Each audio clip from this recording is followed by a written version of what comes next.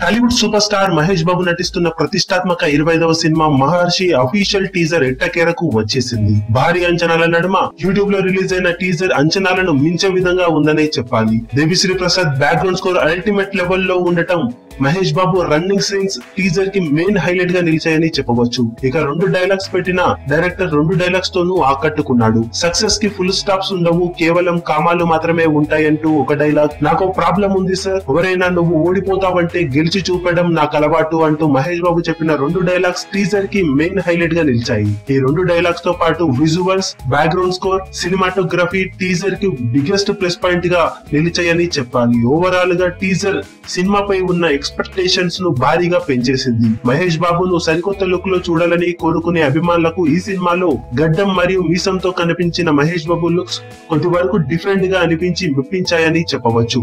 Overall గా teaser లో main highlight points ఇవే.